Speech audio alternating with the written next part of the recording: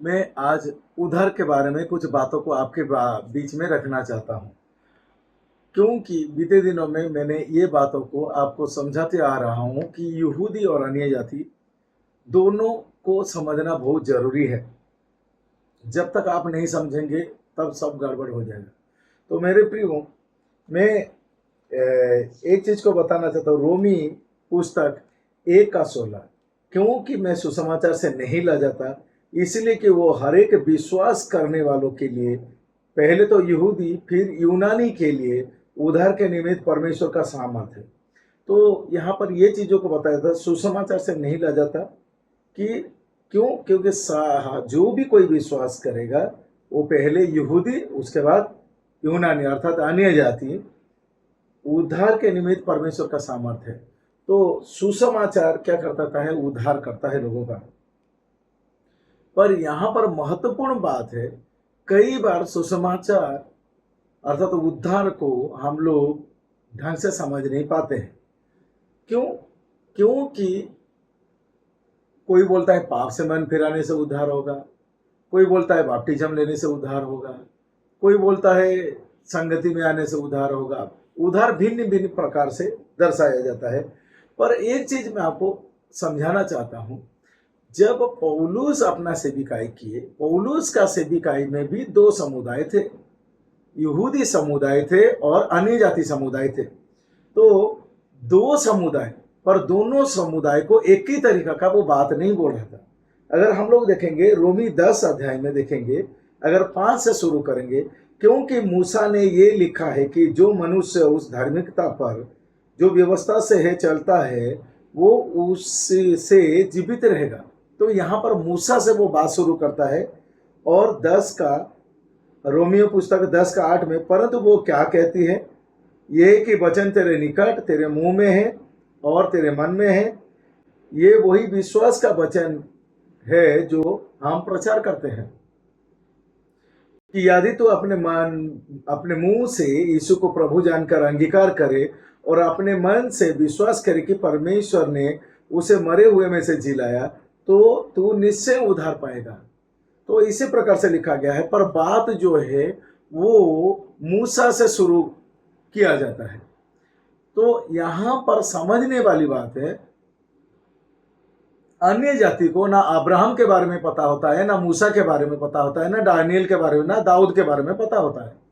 तो ये लोगों के बारे में अन्य जाति को पता नहीं होता है। तो यहां पर वो ऐसे समुदाय से वो बात कर रहा था जो यहूदी समुदाय का थे। तो पौलुस के सेवा में केवल एक अन्य जाति ही केवल नहीं थे, यहूदी विश्वासी भी थे। तो यहूदी विश्वासी के लिए वो धर्मशास्त्र से बातों को वो बोलता था, और जिसके कारण जो यहूदी थे उन्हें पता था अब्राहम के बारे में, मूसा के बारे में, ये सब उनके बारे में वो पता था। तो वहीं से वो बात को शुरू करता है और कहता है वचन तेरे निकट में है और तेरे मुंह में और तेरे मन में। तो वचन अर्थात व्यवस्था की पुस्तक, व्यवस्था की पुस्तक तुम्हारे निकट है, जबकि अन्य जाति के पास व्यवस्था की पुस्तक ही नहीं था। तो जबकि अन्य जाति व्यवस्था पुस्तक को क्यों मानेंगे? तो ये चीजों को समझने की जरूरत है। तो यहां पर जो अंगीकार है वो अंगीकार ये है, वो यहूदी लोगों के लिए कि धर्मशास्त्र व्यवस्था के पुस्तक वचन तेरे निकट है। तो इसी हिसाब से ये यहूदी लोगों के बीच में वो उद्धार को कैसे पाना है, प्रभु यीशु मसीह को अंगीकार करना है, ये करना है बोल के यहूदी लोगों को वो समझाया जाता है। तो ये प्रक्रिया में विश्वास के साथ कर्म जुड़ा है, विश्वास के साथ कर्म जुड़ा है। क्यों? क्योंकि यहां पर उन्हें कुछ एक्टिविटी करना पड़ता था, कन्फेशन करना पड़ता था, घोषणा करना पड़ता था, या फिर बपतिस्म लेना पड़ता था। तो उसका एक प्रक्रिया, एक जो प्रणाली है, उस प्रणाली को फॉलो करना पड़ता था। और पर हम लोग देखेंगे 1 कोरिन्थी 15 अध्याय, अगर उसको देखेंगे हम लोग 1 से लेकर 4 तक, यहाँ पर इस प्रकार से लिखा गया है, हे भाइयों, अब मैं तुम्हें वही सुसमाचार बताता हूँ जो पहले सुना चुका हूँ, जिसे तुमने अंगीकार भी किया था और जिससे तुम स्थिर भी हो। उसी के द्वारा तुम्हारा उद्धार भी होता है, यदि उस समाचार को जो मैंने तुम्हें सुनाया था स्मरण रखते हो। नहीं तो तुम्हारा विश्वास करना व्यर्थ है।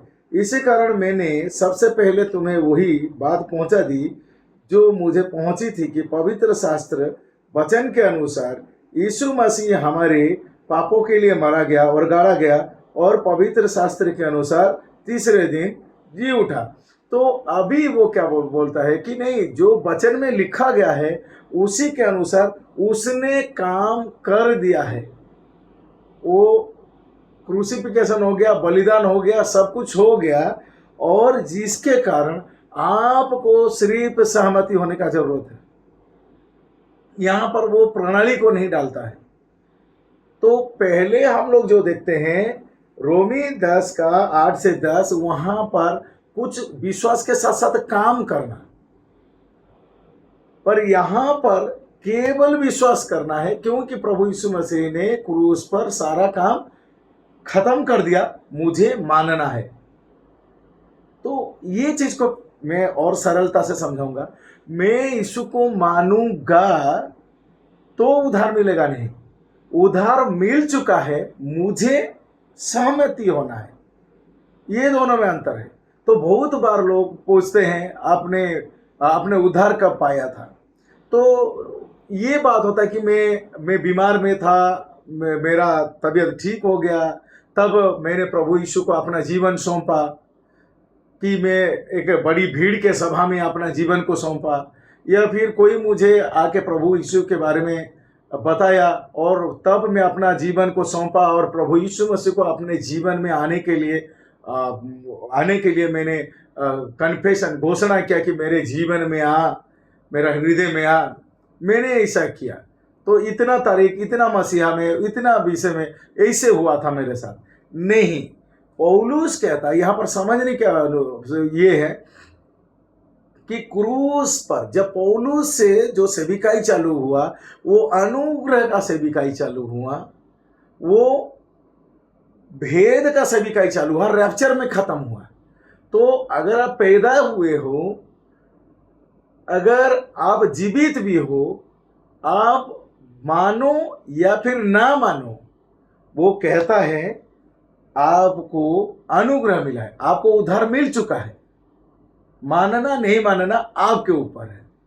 तो ये दोनों चीज को बहुत बार लोग समझने नहीं पाते हैं। लोग सोचते हैं कि मैं ये साल में ऐसे कंडीशन में मैंने अपना जीवन प्रभु यीशु को सौंपा और कहा, प्रभु यीशु मेरे जीवन में आ। तो अभी मैं उदाहरण दूंगा। मैं ऐसे नहीं बोल सकता कि मैं आजाद हूं, मैं मानूंगा तो मैं आजाद हूंगा, ऐसे नहीं है। आजाद हूं, आजादी मुझे मिला है, इसको समझना बहुत जरूरी है। मेरा मानने से नहीं मिला है मुझे। 2026 साल में मैं हूं, मैं मानूं या ना मानूं, पर मैं हूं। ठीक उसी तरह जो उद्धार का काम हुआ, जो अनुग्रह जो पौलुस से शुरू हुआ, वहां पर ये इसका ऊपर कुछ मतलब कि महत्व नहीं दिया गया है कि आप मानो या ना मानो, पर वो अनुग्रह का समय चल रहा है और एक दिन रैप्चर उठाया जाएगा। तो इसी कारण ये दोनों संदर्भ को समझने की जरूरत है। बहुत बार हम लोग बोलते हैं कि मैंने यहाँ पर एक बड़ी सभा में या फिर व्यक्तिगत कोई प्रार्थना सभा में या फिर कोई मुझे बोला तो मैं अपना जीवन को सौंपा और मैं प्रभु का अपना हृदय में ग्रहण किया। तो ये क्या होना, मैंने किया, मैंने माना, मैंने ग्रहण किया। नहीं, आप माने या ना माने, अनुग्रह का समय और उद्धार मुफ्त में मिला है, फ्री में मिला है, बिना मूल्य में, बिना प्रक्रिया से वो मिला है। इसीलिए यहाँ पर मनुष्य कोई ऐसा ना बोले कि मेरे कर्म के कारण, मैंने माना बोल के हुआ नहीं, बोल के वो हो चुका है। अनुग्रह का समय में मैं पैदा हुआ हूं, या फिर वो जो उद्धार का समय वो चल रहा है, तो अभी मैं उद्धार पा चुका हूं, मैं अनुग्रह में पैदा हुआ हूं।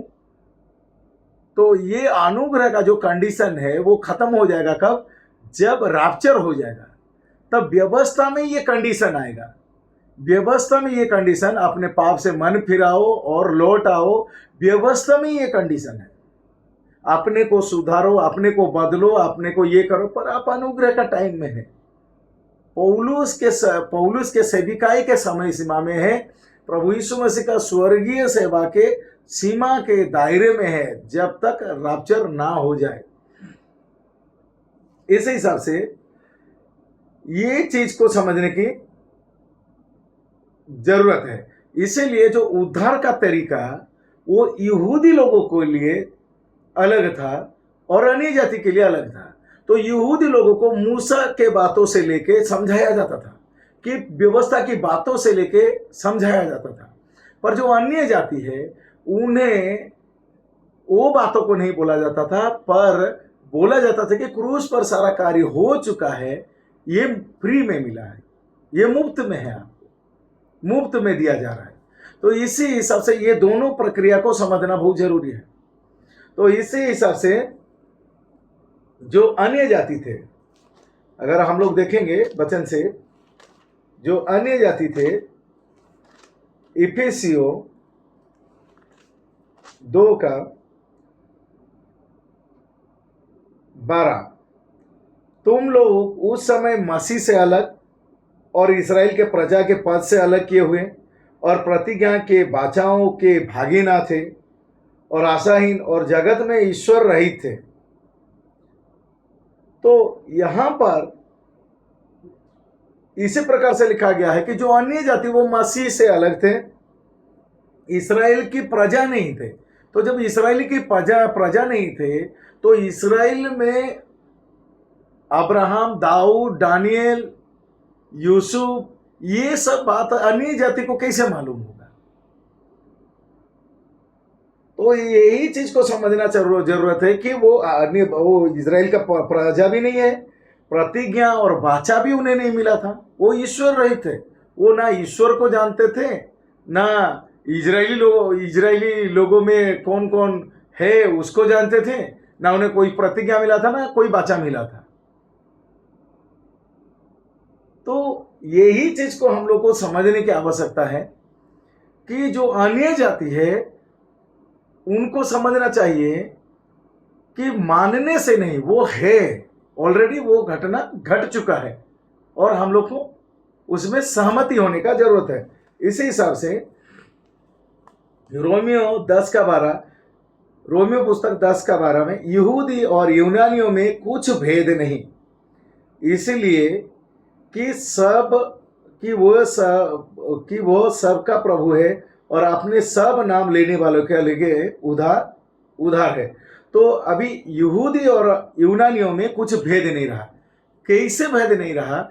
जब 1 कोरिन्थी 15:1-4 तक, 1 कोरिन्थी 15:1-4 तक यहूदी हो या फिर अन्य जाति हो, वो अगर यही बात को समझ लेते हैं कि क्रूस पर हमारे पाप के लिए, अपराध के लिए और मारा गया, गाड़ा गया और तीसरे दिन जी उठा, तो वो हो चुका है, मुझे सहमति होना है वो बात में, तो तब क्या होता है?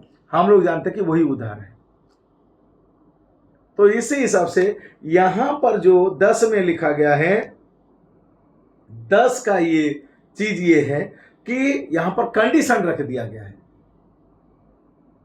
तो कोई घोषणा करे या ना करे, वो 2026 साल में ही है। जो घोषणा नहीं करता है वो 2026 साल में ही है, जो घोषणा करता है वो 2026 साल में ही है। तो उसी के हिसाब से तो जो अनुग्रह का समय है, जो उद्धार का समय है, तो पौलुस यहां पर रोमी से फिलमोन तक ये बातों को भी ध्यान दिया था कि जो यहूदी को किस प्रकार यहूदी परंपरा के अनुसार वो बातों को समझाया जाएगा, और जो अन्य जाति है, अन्य जाति को किस तरह समझाया जाएगा। और इसी हिसाब से उसका मूल रीति से उद्धार का जो वचन ठहरा वो 1 कोरिन्थी 15 का 1 से 4 तक। तो कोई भी अगर विश्वास करेगा तो उसमें से और यहूदी और यूनानी में और कुछ फर्क नहीं रहेगा। क्यों फर्क नहीं रहेगा? क्योंकि यहां पर रियल सुसमाचार लिखा गया है और वहां पर लिखा गया है वचन तेरे निकट है, तुझे जो तुझे विश्वास करना है, तुझे अंगीकार करना है। यहां पर कर्म है कि मैं कुछ कर रहा हूं, मैंने पाया, मैं कर रहा हूं, मैं वचन पढ़ रहा हूं, मैंने अंगीकार किया है, मैंने अपने जीवन में यीशु को बुलाया।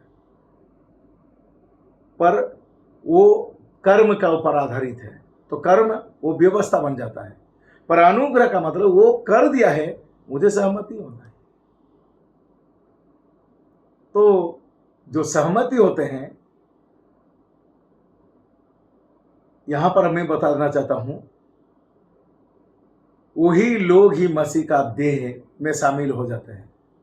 जो मैं कर रहा हूं, मैं मान रहा हूं, मैं कुछ मेरा योगदान कुछ है, तो वो व्यवस्था में चला जाता है। तो व्यवस्था में कोई धर्मी नहीं ठहरता है। तो उसी के हिसाब से ये चीज को समझना जरूरत है कि वो हो चुका है जो सहमति में आ जाता है। सहमति में आ जाता है कि हाँ ये हुआ है, तब क्या हो जाएगा? वो मसीह का देह में शामिल हो जाएगा। मैं क्यों ये बातों को समझा रहा हूं? क्योंकि जब पौलुस का सेविकाई शुरू हुआ तो तुरंत अन्य जाति के बीच में वो चला नहीं गया था। वो यहूदी लोगों के बीच में सेवा करते करते वो अन्य जाति के, इसलिए रोमी पुस्तक 1 का 16 में लिखा गया इस तरह कि सुसमाचार से नहीं लिया जाता, इसलिए कि वो हर एक विश्वास करने वालों के लिए पहले यहूदी फिर यूनानी। तो वो पहले यहूदी लोगों के बीच में सेविकाई को आरंभ किया था और यहूदी लोग उसे नकार दिए, तो वो अन्य जाति की ओर वो बढ़ा। इसलिए ये चीज को समझने की जरूरत है, और जो समझ लेता है वो एक आत्मिक चीज को समझने पाता है। तो पौलुस जो उद्धार का बात बोल रहा है, तो एक उद्धार है खुद का कर्म से, खुद का अंगीकार से, खुद का घोषणा से, और दूसरा जो 1 कोरिन्थी 15 का 1 से 4 में बता रहा है कि क्रूस पर, अर्थात आदम ने जो गलती किया उसका जो अंदर का आत्मिक बातें मर गया था, खत्म हो गया था, अभी क्या हो गया? क्रूस के बलिदान के द्वारा अंदर का जीवित हो गया है। तो इसी कारण एक व्यक्ति जब पौलुस के शिक्षा में सहमति में आ जाता है, उसका अंदर जो जिंदा हो जाता है, वो उद्धार, वो अंदर का बात का उद्धार का बोल रहा है, वो व्यवस्था का उद्धार को नहीं बोल रहा है। तो कई बार व्यवस्था का विधि आज्ञाएं थे, आज्ञाओं को तोड़ने के कारण उन्हें उद्धार प्राप्ति करना पड़ता था। उसके लिए पाप क्षमा के लिए बलिदान या फिर रिपेंट या फिर पश्चाताप। तो ये प्रक्रिया वो व्यवस्था का प्रक्रिया है, और अनुग्रह का प्रक्रिया वो कर दिया है। कौन सा चीज को पौलुस बोल रहा है? जो अंदर में आदम का मर गया था, वो जब हम लोग सहमति हो जाते हैं कि हाँ ये क्रूस पर मेरा पाप, मेरा अपराध और मेरा गुनाहों के लिए मारा गया, गाड़ा गया, जी उठा, मैं सहमति होता हूँ, तो उसमें हमारा जो अंदर में जो मरा हुआ होता है वो जिंदा हो जाता है और वो मसीह का देह कहलाता है। इसी हिसाब से उद्धार का मतलब है कि मसीह का देह जिंदा होना। तो इसीलिए पौलुस का प्रक्रिया का जो उद्धार है वो अंदर को जिंदा करता है, और बाहर जो मैं कर रहा हूं, मैंने माना, मैंने यहाँ पर स्वीकार किया, मेरे हृदय में आया, तो ये व्यवस्था का उद्धार है। तो मेरा विश्वास है आप लोग ये बातों को समझ चुके हैं, और मैं उत्साहित आपको कर रहा हूँ, जरूर मेरा वीडियो को देखिए, शेयर कीजिए, क्योंकि हम लोग जो अभी अनुग्रह का समय वो जल्द ही खत्म होने वाला है। उसके बाद फिर से व्यवस्था का समय चालू होगा। इसी हिसाब से समय रहते ही जो अन्य जाति है, जो प्रभु को नहीं जानते, नहीं समझते हैं, वो प्रभु में बढ़े और प्रभु सच्चाई को जाने, माने। नहीं तो हम लोग मसीह का व्यवस्था के अनुसार चलेंगे, क्योंकि व्यवस्था जो वो यहूदी लोगों के लिए था, व्यवस्था अन्य जाति के लिए नहीं है। तो यहूदी लोगों को छोड़ देने से बाकी जो है वो सब अन्य जाति है, और अन्य जाति के लिए कोई भी प्रकार का व्यवस्था नहीं दिया गया है। धन्यवाद।